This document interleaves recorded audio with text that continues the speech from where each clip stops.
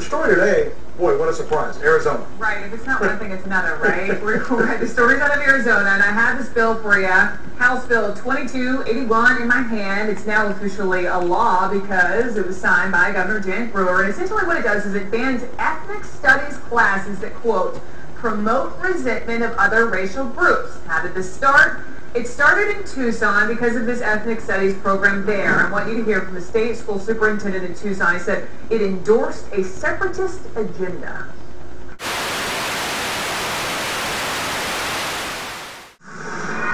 In Tucson, what they did was they divided the kids into different races. So African studies for the African American kids. African American studies for the African American kids. African American studies for the African American kids. African American studies for the African American kids. Raza studies for the Latino kids. Raza means the race in Spanish.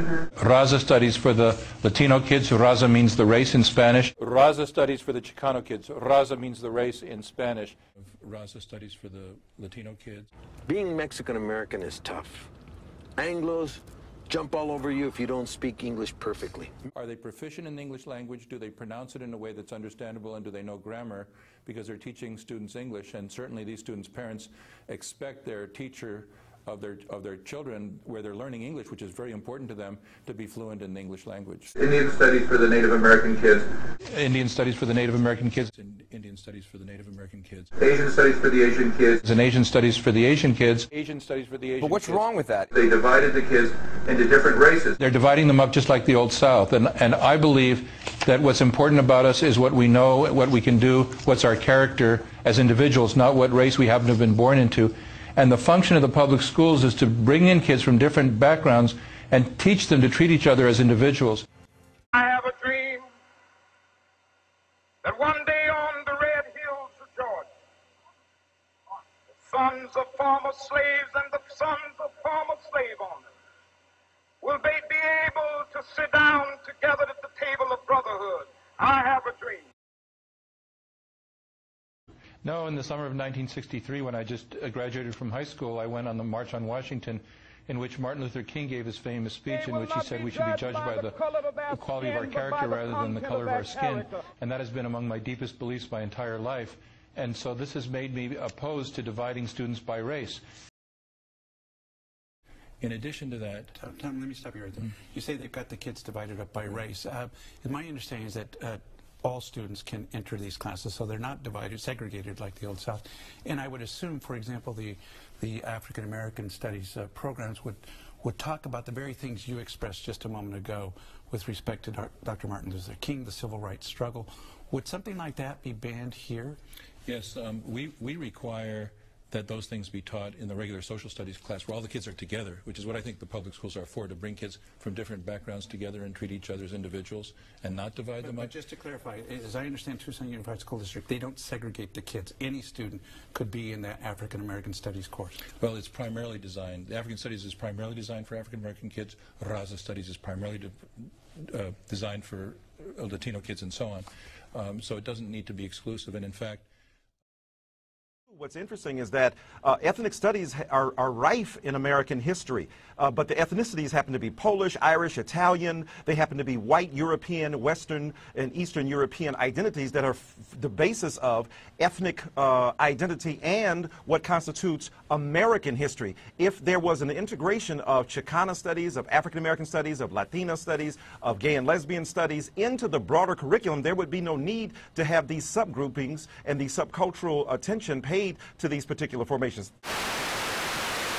I think it's really important that we don't just have one narrative, but we have a counter-narrative as well, where we can have multiple stories and we can choose from our beliefs what we want to believe. Finally, if we're talking about American history and shying away from the history of oppression, we're not talking about American history. I live in Washington, D.C. Right next door, the governor of Virginia failed to mention that slavery was a critical part of the Civil War. This is why we need these area studies to remind us the true history of America. And I think that Mr. Horn would agree that when we tell the truth about American history, the blood, the glory, the hardships, and all of that needs to be told along with the great celebration of American democracy.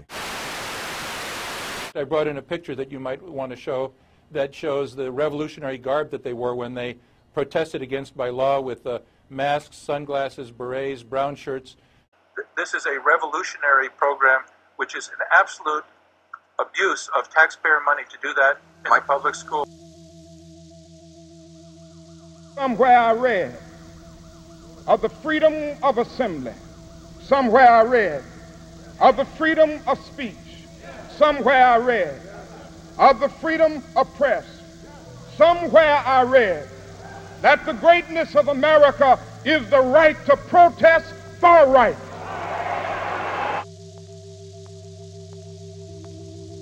Tom, you said that Chicano Studies is teaching kids they've been oppressed and it makes them angry and unruly. Hasn't there been a history of oppression, though, of ethnic groups in this country, and shouldn't kids learn that? There was a girl, they sent up a bunch of students to testify at the legislature, and a girl was testifying. A state senator said, couldn't you learn these things in other courses? And she said, no, before I took this course, I didn't realize I was oppressed. Now that I took the course, I realize that I'm oppressed. We should be teaching these kids that this is the land of opportunity, and if they work hard, they can achieve their dreams, and not teach them that they're oppressed. In fact, one of the girls they sent up some of the kids. So is there no racism today? I mean, is that something that should not be discussed? That's not the predominant atmosphere of America. America is a land of opportunity, and we should be teaching the kids that this is a land of opportunity and not teach them the downer, that they're oppressed and they can't get anywhere. They should be angry against their government. They should be angry against the country. That's what the teachers are saying. Their observation is that has been going on in this Raza Studies program. Well, I think that is a necessary phase of the transition. Whenever oppressed people stand up for their rights and rise up against the oppressor, so to speak, the initial response of the oppressor is bitterness. That's true in most cases, I think.